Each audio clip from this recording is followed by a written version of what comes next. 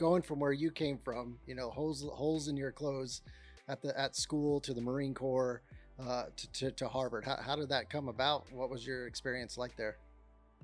Yeah, so let me talk about like the journey there a little bit. I ended up going to 9 different colleges on the way to Harvard. So it wasn't like I was a high school dropout, became a grunt and then like went to Harvard the next day. Um, I went to a bunch of different schools. I really enjoyed learning. And, I think experience is more valuable than academic learning, right? Like I'd rather be there experiencing it myself than read about the Iraq war in a textbook or something. I think that's invaluable. But I also realized that there were things that I didn't know in the academic world. And the only way for me to know if I was missing out on any like golden, truths or not was to go there and do that too. Welcome to the Leading with Vulnerability podcast. I'm your host, Yuma Barnett, and today my guest is Jon Cobb. And yes, we have another Marine on the show today. I'm starting to get inundated with Marines on here, which I think is awesome. I think Marines and Rangers have a very similar thought process in the way we think about life and problems. Jon has a very unique story, and we're going to get into it. But when I'm looking at my notes here, it says join the Marine Corps with $20 in your pocket.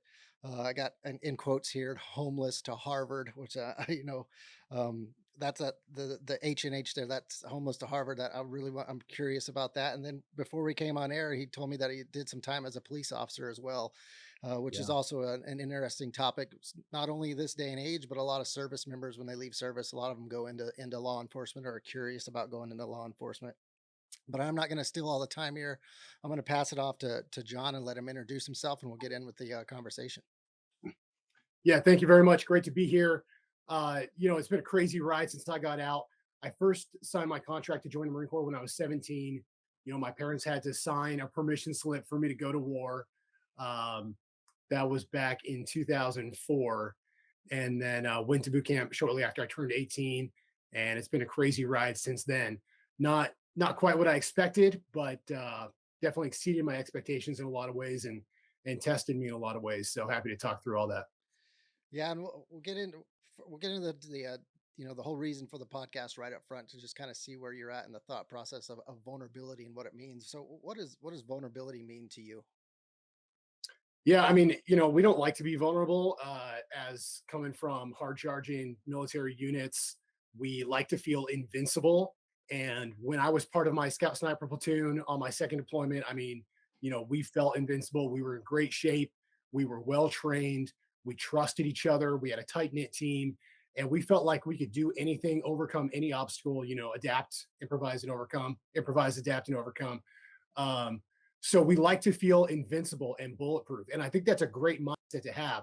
But on the other side, you need to lead with some vulnerability. And if people think that you've never had challenges, that it's never hard for you, then they're not seeing the realistic picture. They're seeing the Instagram version. And we see so much on social media where everything is polished and filtered and it looks like it's easy for people when in reality, there's a backstory of how hard it was to get where they are and the challenges that they faced. And I think the more that we as veterans are honest about communicating what we faced, what we've been through, how we overcame it, we're going to help each other move forward and be more successful instead of just pretending like everything was perfect and we never had any problems. So we all face those, those mental challenges, those emotional challenges along the way, whether you're in service or out. And it's important that we talk about those to help each other. Yeah, I think you're right, especially when you're talking about the veteran community. Being Yeah. honest with each other and sharing those hard times. It wasn't all sunshine and rainbows when you're in uniform. It's definitely not when you get on the other side. And it's just good to know that you're not alone and somebody else had some struggle out there. And it takes a little vulnerability to get out there and share that. And I couldn't agree more. As we get back looking at your service, so when I look at it here, you went to boot camp with $20 in your pocket. So what led you to the Marine Corps? What did service mean to you? What did it mean being in the Marines? If you could just kind of, that's a whole topic in itself, talking about your service and in the Marines, but what did it mean to you if you could sum it up for us? Yeah. So, going to high school, I went to a uniform school. It was a free, like public charter school, but they had uniforms. So I was lucky to get great education. but I felt like I was the poorest kid at that school. I don't know if I was or not, but going to a uniform school and like having holes in your clothes can definitely give you a complex.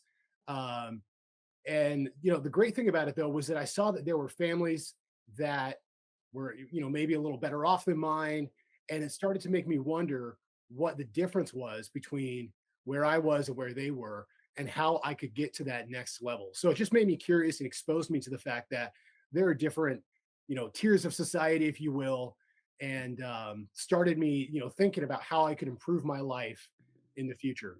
So that's kind of how I got started. Didn't really have any plans for college. My parents had never been to college, so they didn't know how to help me. And I missed a lot of school. My parents couldn't afford gas sometimes, so I missed a lot of school.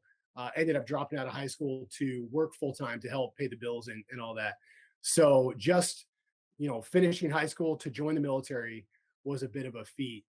But 2003, we invaded Iraq, the shock and awe campaign, and I remember being at the gym lifting and watching this night campaign on night vision for shock and awe, and feeling very personally attached to what was going on over there.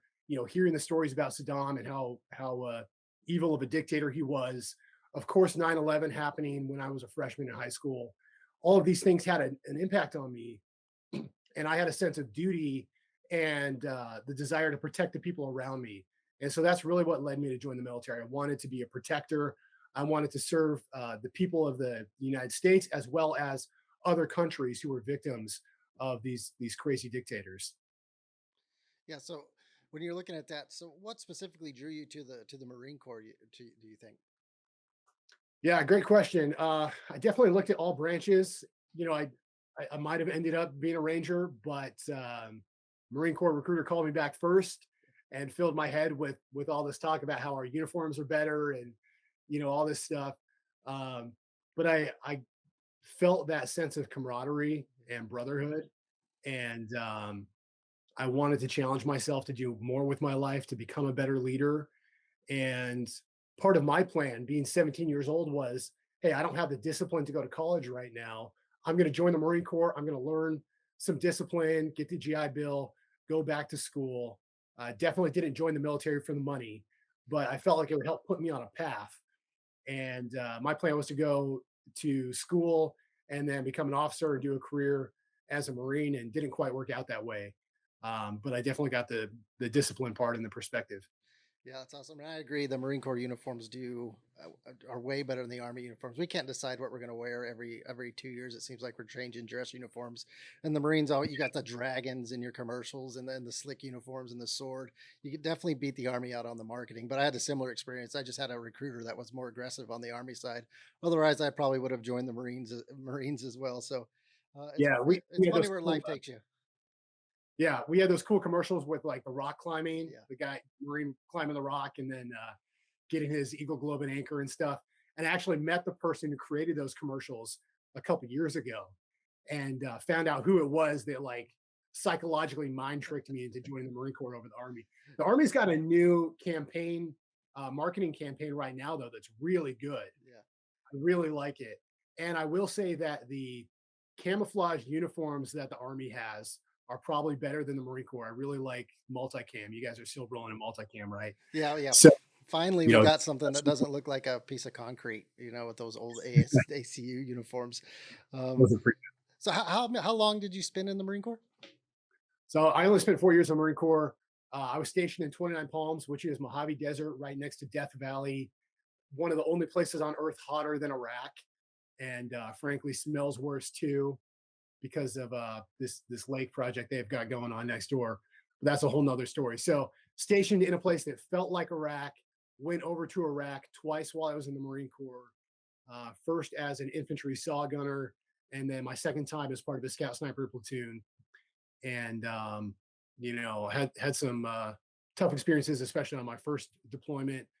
Got extended as part of the Bush surge, and did my 4 years and got out planning to go to school and then come back in, but it didn't happen. So, I mean, when you look back, probably at the time that 4 years might have felt like an eternity, but looking back now, I'm sure it's like just a blink. It went by in a flash. But I'm sure you still carry a lot of your leadership's lessons learned and everything that you did in the Marine Corps outside into what you're doing now. I just, what impact did service in the Marine Corps have on you as a husband, as a father, as a leader, as an entrepreneur, getting out and homeless to Harvard, which we'll get into in a minute. What about the Marine Corps experience just really stays with you today? Man, the Marine Corps experience shaped who I am. I grew up in the Marine Corps, literally. Um, I met some incredible people. Just seeing people that would do anything for each other. That true, a Marine's Marine. We say people that would volunteer for every weekend duty so that their buddies could take care of business or do what they had to do. Um, Leaders who would stand post for you on Christmas Eve, so you could be with your family. Like, just fantastic leaders. Also, some leaders that I learned some lessons of who I did not want to be from them as well. Of course, there's always that one person. Um, but I took those leadership lessons away, the selflessness, being a team player, and realizing what you're capable of, how hard you can work, and that it really comes down to you and having the motivation and the dedication to keep pushing forward even when things are hard. Anything's overcomable, and anything passes too. There were certainly days that felt like years when I was in the Marine Corps, and you think, man, I've got 2 years left, or I've got 6 months left on this deployment. It's never going to end.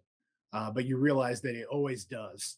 And you've got to make the most of whatever moments you have, because it's not going to last forever. So Yeah. all those experiences had a profound impact on me. Yeah, I have the same experiences with my 21 years in service. I can always look back on those. There's always a deployment or a training event that I can look back on and compare to anything I'm going through now and say, if I can get through it, this is nothing compared to what I did then. And especially the Yeah. time and the era that we were deploying as much as we were, and some of the things we had to see and do makes life on the other side of uniform seem small sometimes in comparison to that. And I'm thankful for my service for helping you in that. So we have it in order. Did you leave the Marines and go into the police force? Or So I left the Marine Corps and I went into working with State Department as a worldwide personal security specialist. And that was a great transition, because it was, you know, a job where I was working with a lot of other military people. I went to Baghdad. It was my first time in Baghdad. And and so I had kind of a smooth transition in terms of a civilian company that was very, pro military. Everyone I worked with was former military and law enforcement. So I wasn't dumped right into a purely civilian world, which would have been a harder cultural adjustment. But before I got there, I, went through this period of being homeless or living out of my car. Um, I left the Marine Corps and thought I had a job lined up, and went to the training for this job. Ended up kind of getting put on a wait list for a few months, and so I had nothing else going on, and that's when I kind of hit rock bottom in a way, if you will. Um, I took this stupid department store job, and was barely making 2 cents to rub together. And I was like, what happened to my life? I went from being part of this scout sniper team, and I was also on the Camp Pendleton submission grappling team. So I was doing Brazilian Jiu Jitsu as my full time job for my last 6 months in the Marine Corps. That was awesome.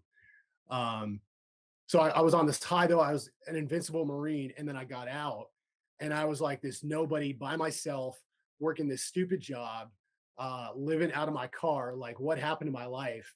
Maybe I should have stayed in. And that was a really tough period to realize, like, I was going to have to reinvent myself. yeah, And it took a while to figure things out. When I did my separation class, they basically said you can either stay in or you can take this job as a truck driver. And the I think the separation classes and the services and the nonprofits have gotten a lot better since then. Skill Bridge is fantastic. So many different organizations shift, but that didn't exist 15 years ago or whenever I got out. Um, so that was a tough transition for me, and I kind of had to figure it out one step at a time from there. Yeah, and talking about your transition, because I had a break in service as well in 2004. I got out and hated every minute of it, and I came back in, and the rest is history for my career.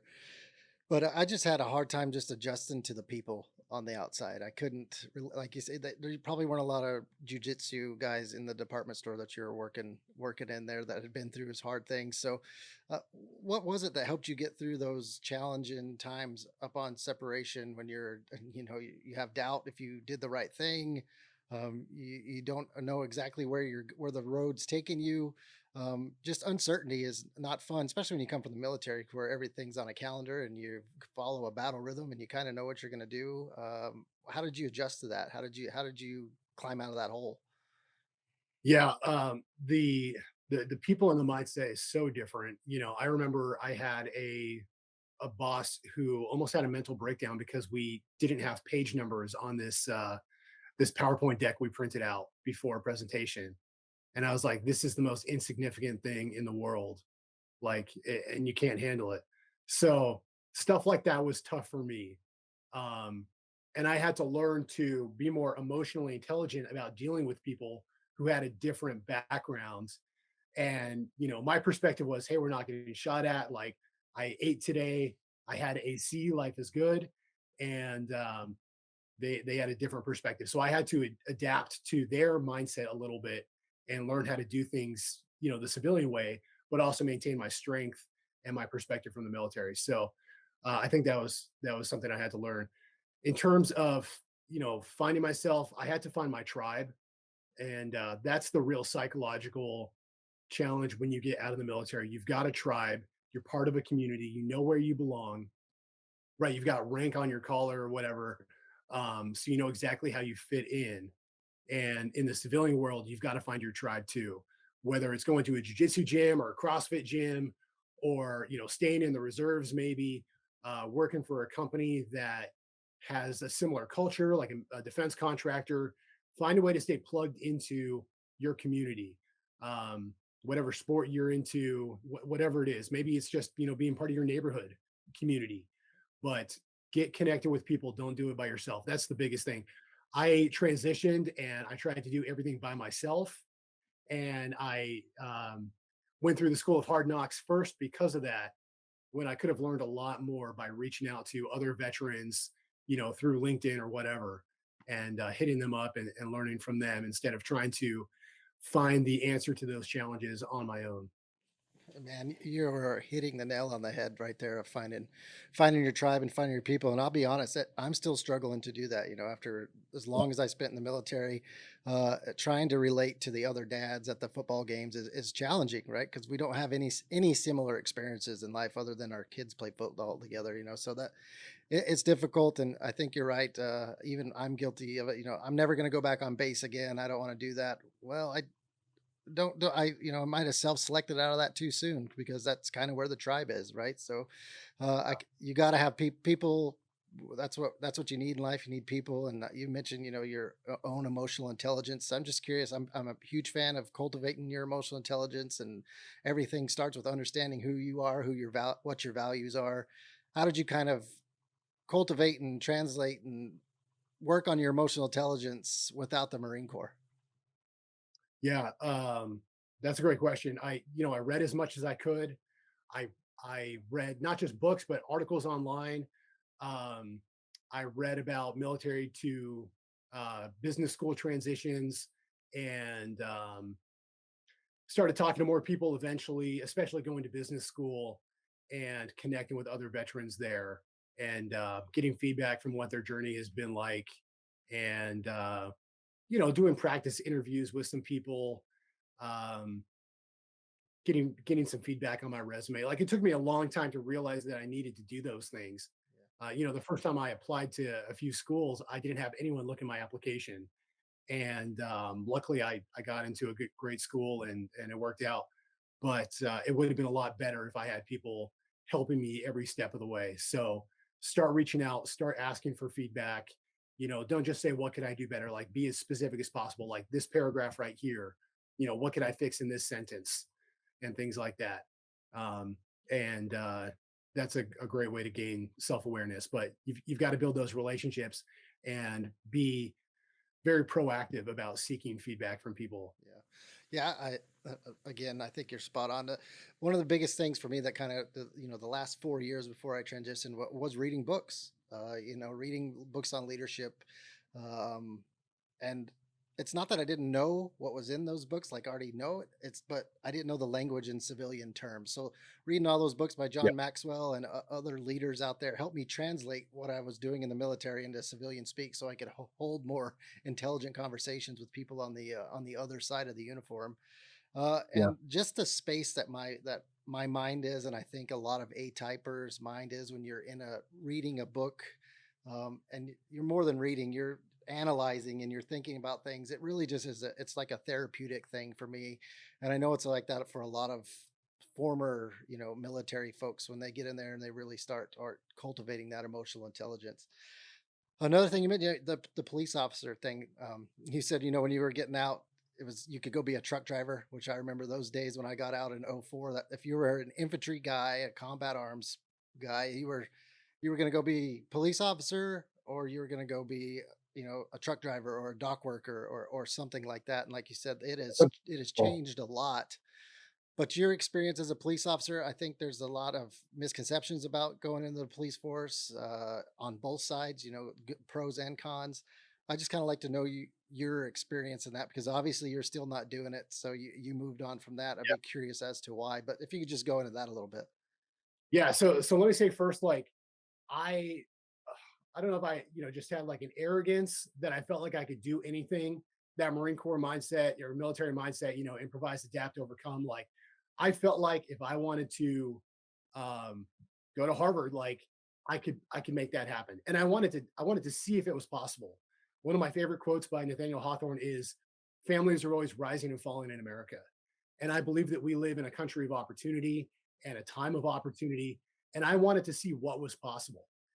Could I go from high school dropout to being an entrepreneur and providing a better life for my kids? What was possible? And so I was kind of on this like scientific journey to like test everything and see what I could achieve. And because of that, I took risks that I might not have taken otherwise. Um, like years before I got into Harvard, I flew there and I met with some random vets there and applied and like didn't get in. Um, but that helped me understand the process and just move down that road. So, I was constantly testing what was possible, and I didn't want to settle. I wanted to keep growing in my life. So I ended up going back to um, Baghdad, and I worked in Israel for a while with the State Department. Did four tours over there, if you will, after leaving the Marine Corps. So six times over to the Middle East, and then applied to a police department. They had almost 1,000 applicants. I ended up getting ranked number one. So I was kind of flattered that they appreciated me. Because when you leave the military and you go to a place like a department store, like nobody's going to appreciate your talents, right? Your strengths as a combat veteran are not what they're looking for. They're like more of a liability to the company. So, the police department like ranked me number one. I had good interviews. I did well on the written tests. And I was like, man, this is a place where I could really thrive and kind of self actualize and reach my potential. And so I decided to join this police department. They sponsored me to go through the academy here in California, 7-month academy, and just having a military background like helped me so much. I mean, I already knew how to march, and like the group PT was really tough. We did some 3-hour beatdown sessions. Um, but I was used to it. I had the right mindset going into it. So I'd say, especially during the academy, having that military discipline and experience really helped me. And I ended up winning the PT award for my class. I graduated as the outstanding graduate at the top of my class, and just had like a very positive academy experience. I went to the Orange County Sheriff's Academy, which is in Tustin, California. Fantastic professional staff. Learned so much about law enforcement and even tactics, and can't say enough good things about that experience. When I went to my department after that, it was kind of kind of different than when you're in the schoolhouse, right? And the department that said, "Hey, we're a family, we take care of each other," really felt like their priority was on work at the expense of my family. So my wife was pregnant with our second kid while I went through the academy. She ended up going into labor like the day after I graduated, which was pretty funny. Maybe, I don't know, maybe the stress from me being in the academy, like going away, made her go into labor or whatever. But had my kid, and they didn't want me to take any time off. I wish that I had taken more time off. I ended up taking like a week off, so that was tough for my family. Ended up upsetting like both the department and my family. Uh, but I'd say police work is similar to the military, but it's more hands on a daily basis. And I think it's the toughest job in the world. I've got all the respect in the world for police officers out there. Um, because you have the civil liability. You can get sued by people you arrest. You have the physical risk. Work can follow you home and things like that. And especially in the climate that we're in now, it's really challenging. So this country needs great police officers. It needs people with military experience and that are very tactically sound. And it's a great job in a lot of ways. But just be careful. Make sure you join the right department and realize that it's not going to be exactly the same as being in the military. Yeah. Yeah, I think you're right. You just got to do your research, like anything. It's similar but different to the military, right? And you can't just wait out the next commander, right? You can't, 24 months and you got a new first sergeant coming in, a new commander, and everything's going to change. You might be stuck with the same leadership for a career, and that's really going to affect your life. What was it that made you transition out of police work? Yeah, I mean, I loved being able to help people very hands on, like being the first person there when somebody's having a heart attack or they OD or they just got beat up. Like, I love the ability to help people when it mattered most. Um, that's something that I think is incredible about being a first responder in general, not just a police officer, right? Police, fire, EMS, all that. Um, the tough part for me was just the culture of the department that I was with. And I maybe I had a chip on my shoulder, but I felt like I knew things. Maybe I was more tactically sound than some of my training officers.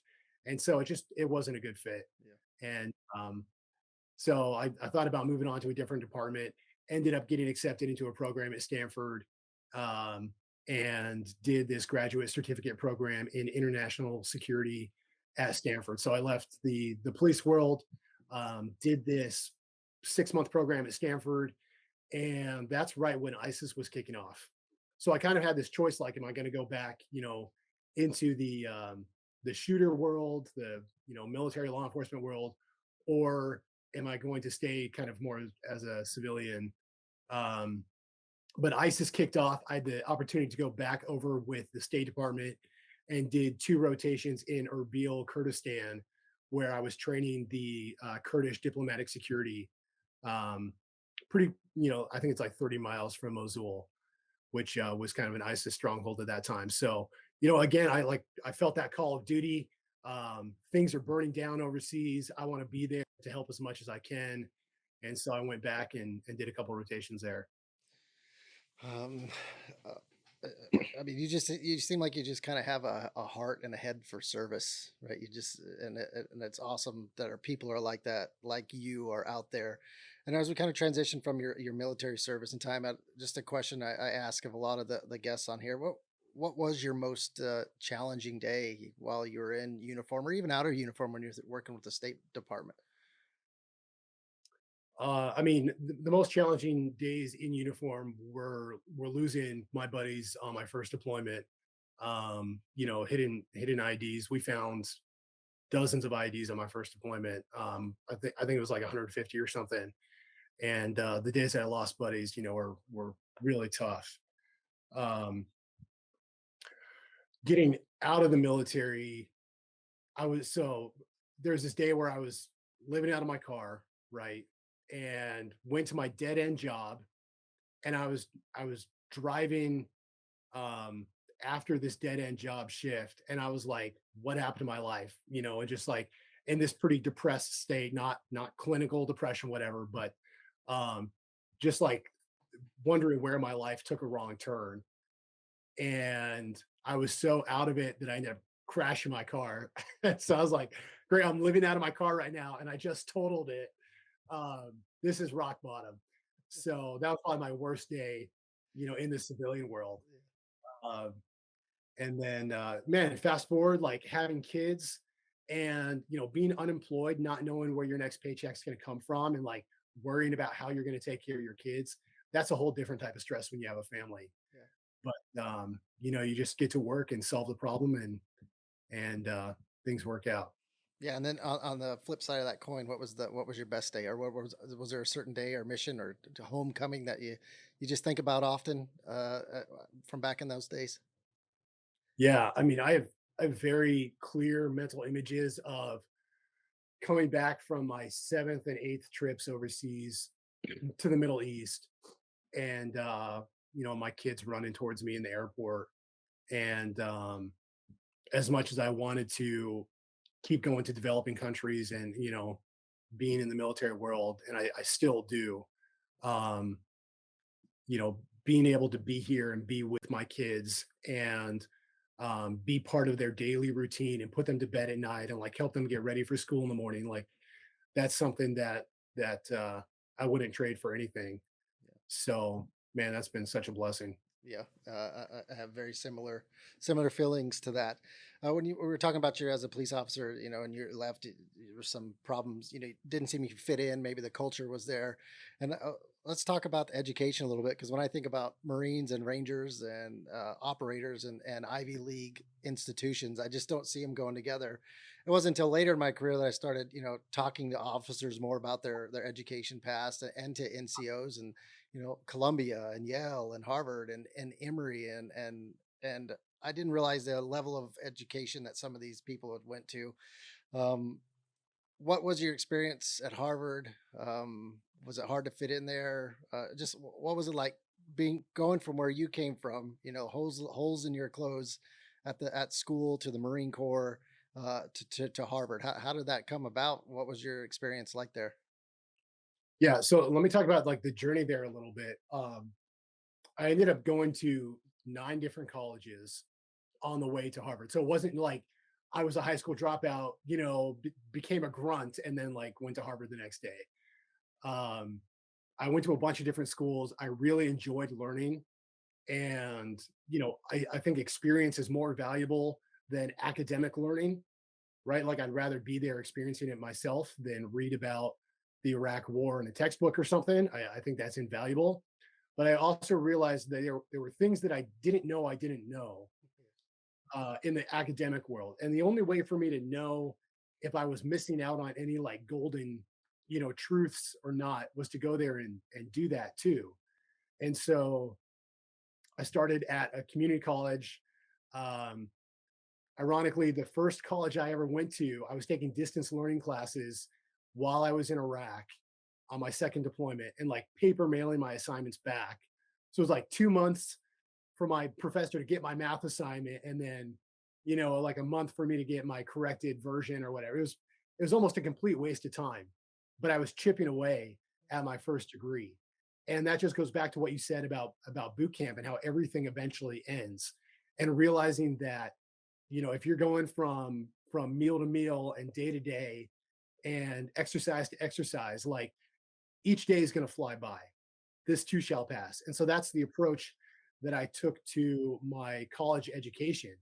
You just keep chipping away and eventually you're going to get momentum. There's going to be a tipping point and you're going to finish whatever you start.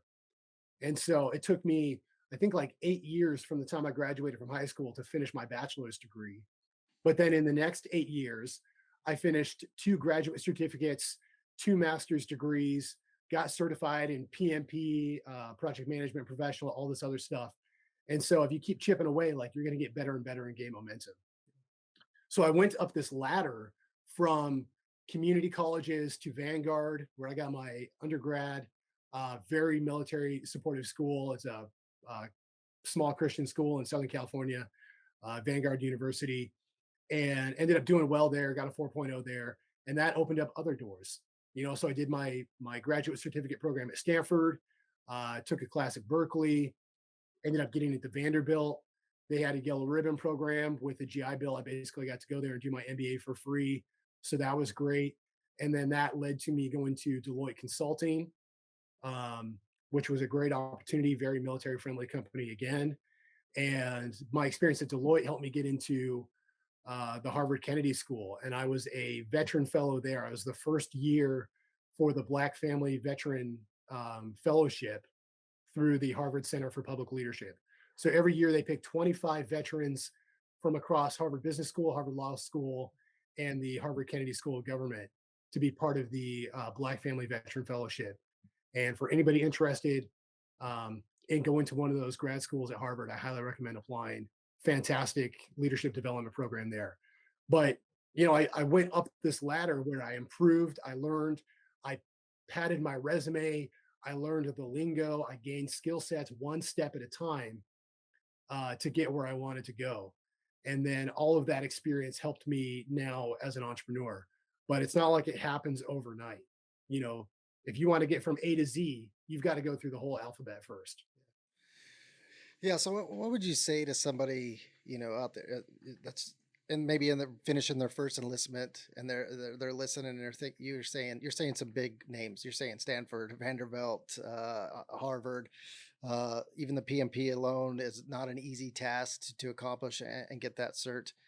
If they have doubt about what they can do, or if they won't fit in that group of people, what would you say to them? Yeah, I think anything that you've never done before sounds challenging. And then once you get there and you do it, you figure it out one step at a time. I mean, that's all it is. That's all anybody does. That's what Elon Musk did to build his companies. That's what Jeff Bezos did. Like you figure out one piece at a time and you have the faith to keep going. And you don't have to see the big picture. You don't have to understand how all of it's going to work out. You just need to see the next step and take that next step. Um, so like for me, I had no idea what was possible or what was going to come next. Um, but you just take the next step in faith and you realize that these things are not as crazy to achieve as you might have thought initially. So I'll give you an example. The PMP exam, you have to have a certain number of hours or years of project management experience in order to even like be eligible to take the exam. But once you meet those requirements, the exam's actually pretty easy. And there's a book on Amazon called PMP Exam Simplified. Highly recommend that. Makes it really easy, Barney style, for us crayon eaters in the Marine Corps. Grunt style, Uh, yeah. yeah, grunt style. I mean, super simple. You memorize a few definitions. Then the test is going to ask you like, the project is behind schedule and over budget. Whose fault is it? It's your fault. You're the project manager. Um, so like you read the book, you study the book, you take the test, and I think the threshold to get PMP certified is only to get like 60 or 70% on the exam. But people build it up in their minds and like, man, getting a PMP, like it's impossible. It's not impossible. Just like going through like, Ranger school, I'm sure, or the Scout Sniper Indoc that I did, or Special Forces Assessment and Selection. Like people treat it like it's impossible, but there are people succeeding at it every day. It's not impossible. It might not be easy. 90% of people might drop out along the way. Um, but that doesn't mean that it's impossible. And I think that 10% is pretty good odds. You take 10 shots on goal, you get one of those, that could be your ride, your ticket. So don't build things up in your mind. And in full disclosure, the Stanford program that I did basically has like a 100% acceptance rate. Right? People are like, oh, you did a program at Stanford, like that must have been like a 3% selection rate. Like you must have been cream of the crop, like gotten lucky to get into that program. No, like it's an open graduate certificate program. So most of the people who apply are going to get into that. It's an online program, but you just got to like do your research, look into these programs, and take your shot. Yeah. That's what I tell people. I said, just don't self-select out. Make somebody else Yeah. tell you that you can't get there, or maybe get there and you just can't hack it. But don't automatically self-select out of something, especially people that come from the Marine Corps, the military, you can it's just work. You just put in work, and you people like us are we're good at doing that. We're just good, and we don't like failing when we get into something like that. We usually put our nose down and get through it.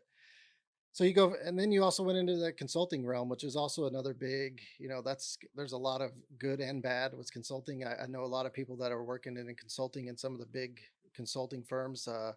Some love it, Yeah. some hate it. What was your experience in the consulting world?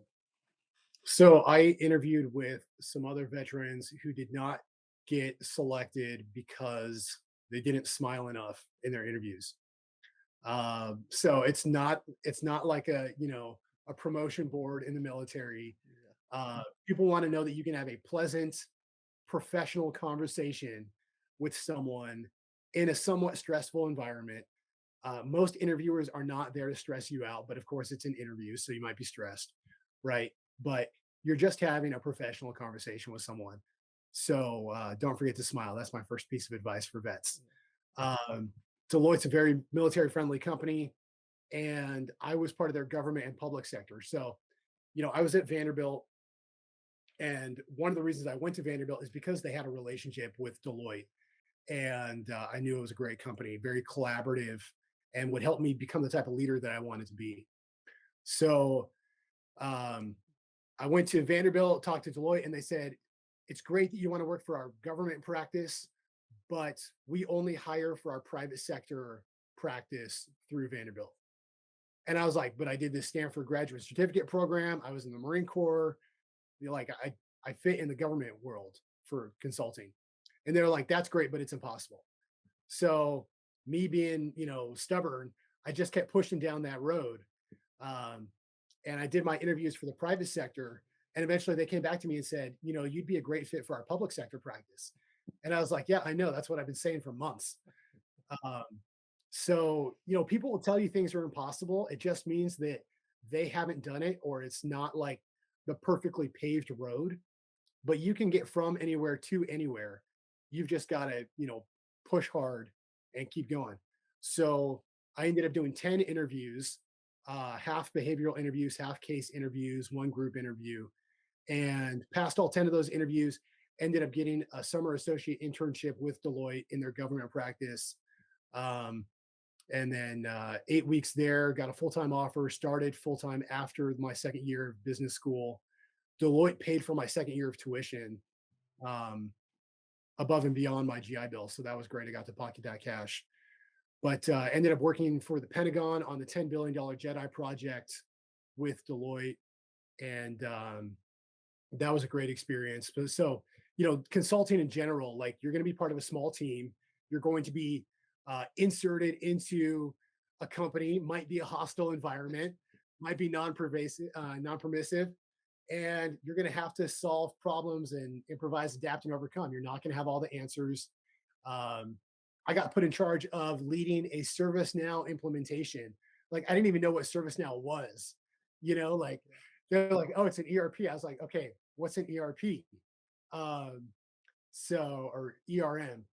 But you figure it out along the way. You're part of this small team, so you could think about it in that special operations sense, like you are the elite commando going into businesses, as a consultant. But sometimes the hours are really hard. Some consultants travel a lot. I never had to travel because I was part of the government practice, which is part of why I wanted to go there. I've been in consulting since 2017, so like 5 years, and I've never actually had to fly to meet a client on site. They've all been local for me, luckily. So, experiences vary widely, but it's an amazing opportunity for your career overall. Yeah, that's awesome. So the travel, the everything that comes along with consulting sometimes, what are some of the misconceptions that you think veterans have about consulting before they go into it that aren't necessarily true, other than the travel and super long hours, or is those the main two? Um, I think in general, people feel like the better company they work for, the worse the culture and the environment and the work-life balance are going to be. And like, I meet people who think that everyone at Google works like 120 hours a week. Like, they have free food and they've got nap pods You're right. so that you're trapped there and you never go home. And I mean, there's some truth to that. Like, there are probably some tech teams that are working really hard hours at Google. I'm sure there are people working really hard. I've also visited Google and talked to people that are like, I only work like 2 days a week, you know, and nobody cares. Like, they don't feel like I'm slacking. Like, I just got promoted. Um, so as you move up kind of this hierarchy of like brand with companies, sometimes the work life balance is actually a lot better, and I think that's important to keep in mind. Like, just because you have a power career doesn't mean that you're going to sacrifice your family. You can do it all. You just have to do it all, Yeah. as one of my buddies says. And it's the same thing with school, right? Like, I didn't know how I was going to pay for Harvard. I was afraid I was going to get in and not be able to afford it and have to turn it down. And that would have been really, really tough. But I ended up getting a full ride. And so, of these 9 colleges that I went to, the higher up I moved in brand, the less I paid. Like, I went to Vanderbilt for free with my GI Bill, and then I went to Harvard for free with this fellowship, and they paid me a living stipend for my expenses to go there. And so, I think a lot of people again self-select out because they're like, "Man, if I apply to this Ivy League school or this great school, I'm not going to be able to afford it." When actually, doors are going to open, things are going to work out, and the higher you aim, you might be surprised that your work-life balance is better at a top company. You're going to work with more professional people, and things might be much better than you thought. Yeah. So that's kind of what I think a misperception is. Yeah. So, talk about the entrepreneur route, right? Because I think personally, a lot of veterans, especially from Marine Corps community, combat arms, special operations, are would be very good in the entrepreneur realm. Again, it's self-selecting out, it's fear, of taking out a business loan. But I think it's just kind of in our nature to go in, figure out problems, and on the entrepreneur route, you kind of get to do it on your own terms instead of on the commander's terms or the leadership's terms. Yeah. What have you learned about, being an entrepreneur, learned about yourself doing the entrepreneurial stuff? Just what are your thoughts on it? Yeah. So I've been working for myself full time now for a couple of years. I was an entrepreneur long before that, working on different business models, playing with different things. And I think that people think it takes $100,000 or $500,000 to start a business. It definitely doesn't. The thing I'm working on right now is an app called the Job Search Bootcamp. And the first time I built an app, it cost me $60,000 out of pocket, and took months and months. This app cost me less than $1,000, took me 3 months, and I'm launching it in the next couple weeks. So, you learn along the way, you get better and better at things over time, and you find cheaper ways to do things. But being an entrepreneur is a mindset and a calling and a lifestyle, not just a career. So that's the first thing I say. Job Search Bootcamp, it's a step-by-step guide to help people land better jobs faster. It's an audio course with exercises, and I think it'll be really helpful for a lot of veterans to, understand the civilian world, prepare their resume, prepare for interviews, understand how to network, like all the stuff that I didn't do along the way that I wish I had done. I learned the hard way, and I want to save other people from that pain and the setbacks in their career. So I put everything together that I was using to help people one on one in coaching sessions as a career coach and life coach, and put it into this program to help people. So real excited about that coming out. But being an entrepreneur, you've got to learn how to test things. Uh, what's the smallest way that I could test my idea? That's what people need to be asking. As a veteran, you want to do things perfectly. You want to do things as well as you can, and people have this insecurity. They don't want to roll out, a product or a service that's not perfect. But as an entrepreneur, like, you have to test things incrementally, and do these experiments that are low risk. And it's just like starting a podcast. Like, if you wait until you have, the opportunity to have, I don't know, to be on Joe Rogan's podcast or to have him on your podcast, like, it might never happen. You've got to start small and build from there. I think that's the most important thing for entrepreneurs. And then, get plugged in. Don't do it by yourself. Go through the Y Combinator Startup School. I can't recommend that enough. It's a completely free program. You meet for these weekly sessions. You listen to some videos. to get training, and you get certified through the Y Combinator Startup School. And that's a great place to start if you're interested. Also, Bunker Labs has great programs for veterans um, if you're interested in going the entrepreneur route after service. Yeah. I think you know you got to initiate movement. It's no different to the military. You can sit around and plan until you're blue in the face, but until you initiate movement and make first contact, you never know what's going to happen. But I just know so many veterans that never do. They never initiate movement. They just they stay in that idea space forever, Mhm. and it's fear, and they don't want to be vulnerable with themselves and others to do it. So You're going to have to step out of your comfort zone. Like, yeah, as the CEO of a startup, you have to do everything yourself. You have to be the relationship builder, the salesperson. That's the number one thing. Like, learn how to sell if you want to be an entrepreneur, yeah, because you're not going to be able to hire a director of sales for a long time. yeah. So learn how to sell, see what other veterans have done. Nick Bear and BPN, Performance Nutrition, like, fantastic story. Um, I always tell people to read Hamilton, which is a fantastic veteran story as well, although he was less of an entrepreneur. Um, but yeah, like, get plugged in, hear people's stories, and learn about all these different aspects of the business, marketing, all that. Yeah. So aside from your, everything you've done, you're currently doing, you're also a husband and a father of four daughters, right? Four daughters, God, yeah. God bless you. Uh, So how does family play a role in your life? And then the real question, I'm curious about is like work-life balance. When you're a busy guy, you're a high motor type person. How do you try to achieve or pursue that balance in your personal life? Yeah, I mean, it's tough. I get to work from home now, which is nice, but it's also challenging to have the kids here, and they don't understand why I can't come play, and they want to come bug me. Surprised they haven't come in while we're chatting, but you have to, like, set some really healthy boundaries in your life. And I don't think that people are taught how to do that in the military. Like, the military culture is, you do whatever your commanding officer, or your team leader, whatever, tells you to do, right? And you say, Roger that. Um, you have to find a healthy way to negotiate and communicate and manage up. Managing up is something I talk about a lot.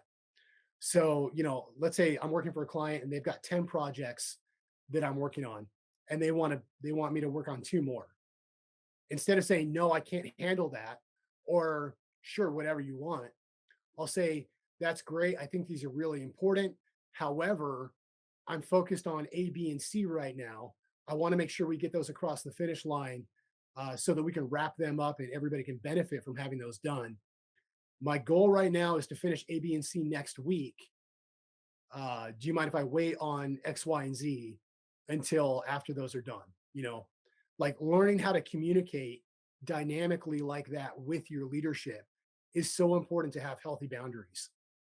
I also tell people to block time out on their calendar, whether it's, 15 minutes to go for a walk, or like half an hour lunch break, like, try and get a quick workout in, whatever it is. Don't sit in front of the computer and work for 8, 10, 12 hours straight without taking care of yourself. Like, that's a recipe for disaster. Um, and then I have my non-negotiables. Like, I've walked away from jobs before because I couldn't work out the way that I wanted to. And some people think that's unreasonable. I think it's very reasonable. If your health is suffering because you're working so hard, like, you need to reprioritize. And a job that pays three or $400,000 a year is not worth it if you feel like you're, um, headed in the wrong direction in life because you're not working out or you're not seeing your kids. So decide what your non-negotiables are, and then find career opportunities that will allow you to have the lifestyle that you want. And it might not happen overnight, but at least you have a vision that you're working toward. Yeah. Again, I couldn't agree more. Especially those non-negotiables and those Yeah. battle rhythm daily tasks or whatever. Like you said, working out, or even if it's just having a cup of coffee every morning with your wife before the kids get up. Whatever it is, have something, establish something. And I don't think it's crazy to turn something down because you can't. Because if you can't bring your best self to the job, you're doing yourself a disservice and you're doing the client a disservice, in my Yeah. opinion. There, so And I've tried to say yes to everything before yes, because I've got a client in Holland right now and London and India, and I've taken 3:30, 4:30 a.m. meetings. And it's like I've been in Hawaii on vacation and taken a 3 a.m. meeting with a team in Europe.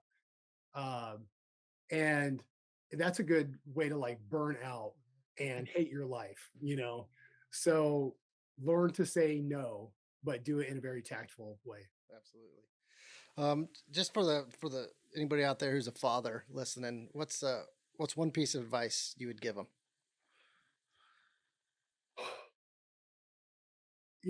I've gone through seasons of working really hard and not seeing my kids as much as I wanted to. Um, being deployed, and not seeing my kids as much as I wanted to, and that's hard. I think it's okay to go through those seasons, but like don't make that a permanent lifestyle. You know, um, there are times when like you start a new job, you might be working really hard, but eventually you're going to burn out. Your family's going to suffer, and I think it's healthy for us to go through seasons. You know, working hard is a season, taking some time off is a season. If your kids are in school and you can line up like taking an easier summer to spend more time with them, that's great. And just think about how you can engineer your life to have these rhythms, micro rhythms, like a daily rhythm, as well as an annual rhythm, you know, that allow you to focus on that relationship with your kids because you're not going to get that time back.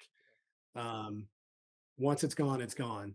And my oldest turns 10 in 2 weeks, and it's scary for me to think that she's more than halfway to college already. Like it flew by.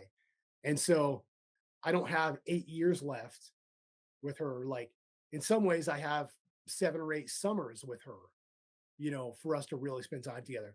So I'm going to go through a season of working as hard as I possibly can during the fall and the spring so that I can make the most of that time with her during the summer. Um, and just think about that 80-20 rule. Like what are the 20% of activities with my kids that are going to have the highest return on investment in terms of our relationship and helping them develop into a good person. So, maybe I can't be there in the mornings because I'm working, but being there for bedtime is really important.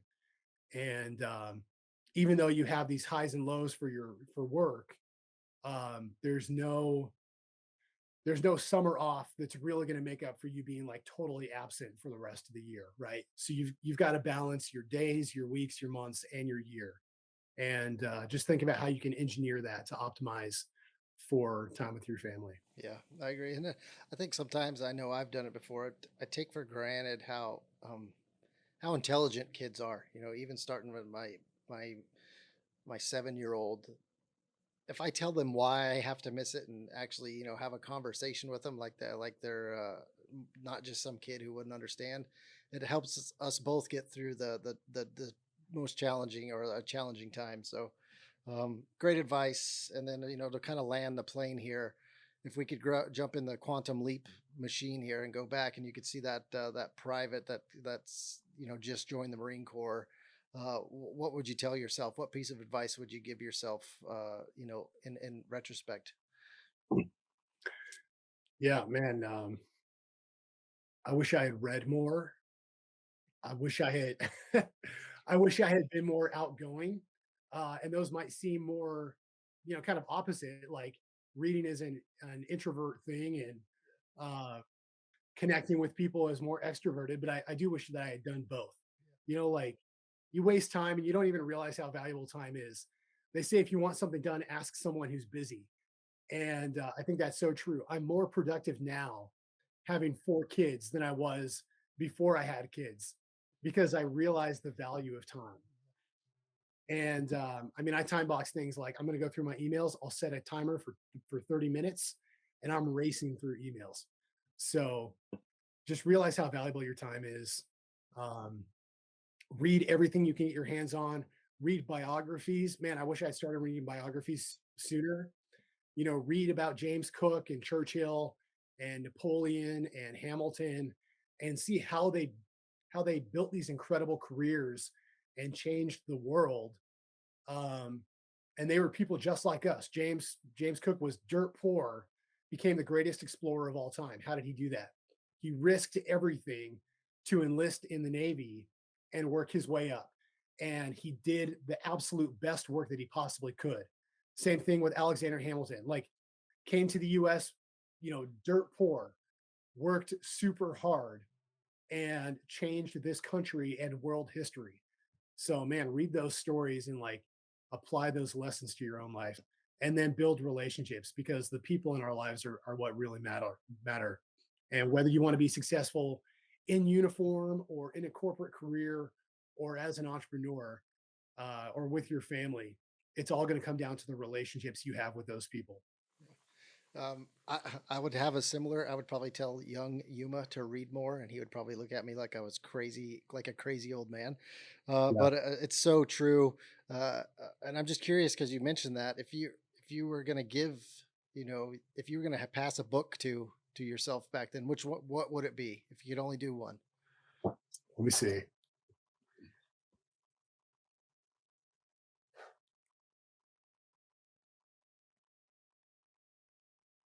Man, that's so tough.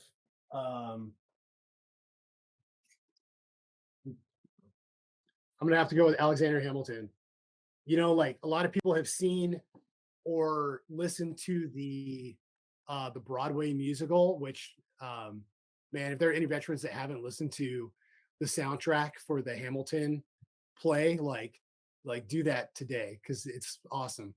But to read a book about Alexander Hamilton, and this is a different Hamilton bio than, I think, the Ron Chernow one, but, and like, read through the Hamilton bio while listening to the soundtrack from the play, and really think about how he went from nothing to becoming the most trusted advisor to George Washington, and like playing a significant role in us winning the revolution and then starting a legitimate country. um, and see the vision that he had for his life, and then apply that to your own life and figure out what your vision is. So that's probably the book that I would recommend, for anybody looking for a good book. Awesome. Well, John, I really appreciate your time. Thanks for sharing a little bit of your story. I think there's some really good nuggets in this episode right here.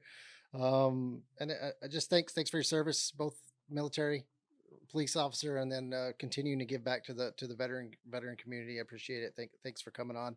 Anybody out Yeah. there watching, and make sure you do all this stuff. Like, share, subscribe, and we'll catch everybody on the next episode. Thanks again, John. Thank you so much. Love to connect with you all on LinkedIn as well. Jon Cobb, JonCobb, and yeah, stay in touch. All right, It was great to be here. all right. Have a good one.